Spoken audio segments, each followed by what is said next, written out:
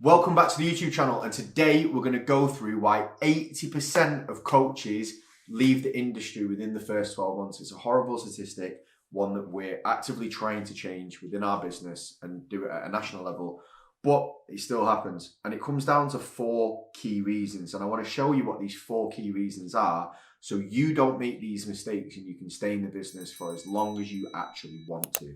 So before we get into it, make sure you subscribe to the channel, hit the bell notification so you can get to when we do more videos like this to save your career. After that overly dramatic intro, there are actually 4 key reasons why coaches don't make it out of the first year, because people don't realize the amount of work that goes into being a coach, being a personal trainer. Think it's as easy as just whacking on your polo shirt and your shorts or whatever, stringer, get your nipples out, whatever uniform that your potential gym or that you've decided to wear on, getting in the gym, and it works. Same with online. People think that you just rock up, post a few bits of content, put out I'm looking for 5 people for my online coaching program, and Bob's your uncle, you're a fucking millionaire the next day. It doesn't work like that. Coaching is a difficult business. It's a service-based business that requires you to work really in depth with clients. It is unregulated, unfortunately. It has, in some circles, quite a bad reputation, or it has people that kind of rub the name of it through the dirt and makes it harder for everyone else involved. You have to be aware of those things. If you're in this business to make money, go do drop shipping. It's fucking miles easier. Like, this has to be because you love being a coach. If you love being a coach, I believe that you should be able to make a massive difference in your financial situation from doing something you love. That's the caveat. You have to love doing coaching, or else I have arguments all day with people. I'll never try and say that building an online coaching business is the easiest thing in the world. There are way easier ways to make money. But if you are going to be a coach, and you'd be a coach anyway, whether you made $2,000 or whether you made £20,000, I want to make sure that you get paid properly for it. And this is why we're going to go through these 4 points now. The first reason why coaches leave the industry is because they don't understand basic lead generation, okay? They don't know how to get people interested in their services. They don't know how to speak to what their clients want or what their potential clients want. They don't know how to position themselves differently to other personal trainers. So they don't know how to basically create a package and create a marketing strategy, whether that's in person, whether that's talking to people on the gym floor, or whether that's online. They don't know how to create something that people want. And they don't know how to get people from being aware of who they are to actually wanting to sign up with them. And that's a major problem. That's one of the first things that we solve with coaches when we get into our program, is how to generate leads, because no one ever teaches them this. You go through a level 2 and a level 3 course, or whatever it is in the country where you're from, you get told the knee bow's connected to the elbow, and it's not. The elbow isn't even a thing. I got that nursery rhyme very wrong. But you know what I mean. You get taught basic anatomy, you get taught basic physiology, you get taught basic customer care, and kind of do no harm kind of stuff. They stop you from injuring people, and they stop you from hurting people, and stop you from being a wanker. But they don't teach you the core fundamental principles of how to get clients. And that, unfortunately, is a problem for online coaches, because then you get into the business, you get into the industry, you're in this big wide world full of other personal trainers, all in the same gym or all on the same, Instagram platform. It's a bit of a scrap. And if you don't know how to fight your own corner, you're not going to get any leads, which is going to leave you to not making any money and needing to leave the industry. The second thing is the mental difficulty of being self-employed as a personal trainer. And I think this goes across the board for all jobs, to be honest with you. When you qualify as a personal trainer, most people become self-employed personal trainers. They probably work in a gym, but they definitely usually don't work for a gym to any scope where they can actually make a decent living.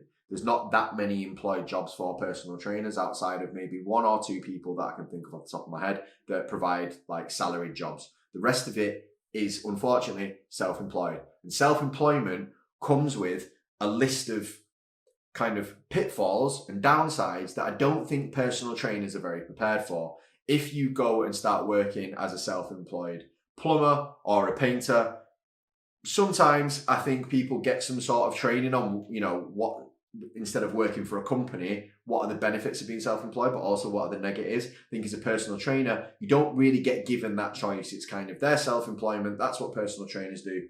Crack on. So understanding that the business finance isn't your finance. So, you've got to pay taxes. You've got expenses to pay.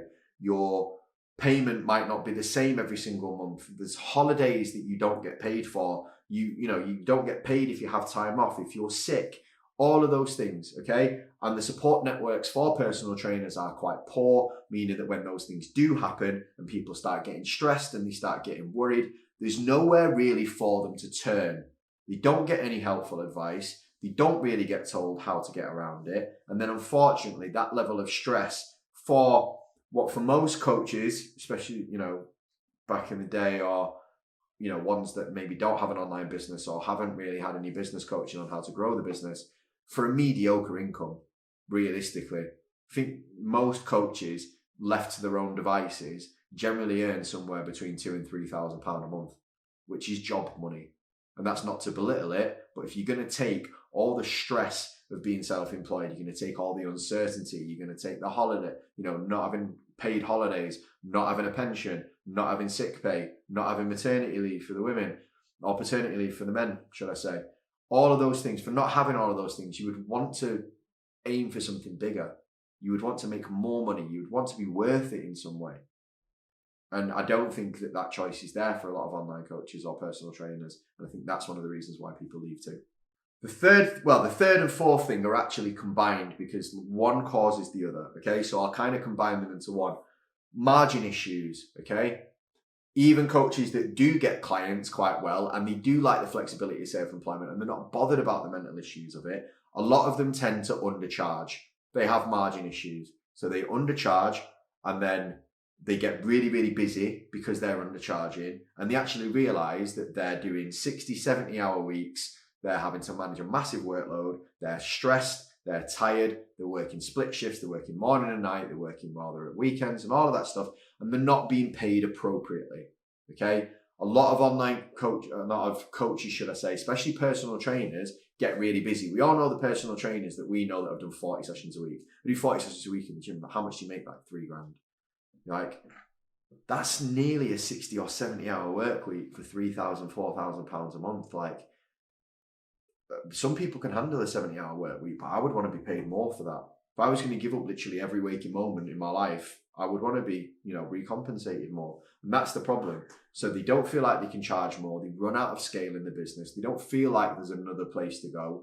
They don't know where the next step is to make more money because they're already too busy. And then eventually the hours and the workload just grinds them down. They don't find a solution to make more money. Their only idea is work more hours and take on more clients. They end up getting sick of it, realizing they could probably get the same money elsewhere for half the work and leave the industry.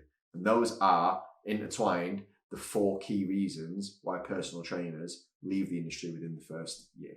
That's basically the top and bottom of it. So if you're looking to if coaching is something that you want to do for your whole life and it's something that you love and something that you're having a passion about, please make sure that you avoid those 4 things. If you need any help with any of those 4 things, don't be afraid to reach out, okay? Give us a message on Instagram. It's at @Steve_FBU. Keep pausing because I've changed it recently.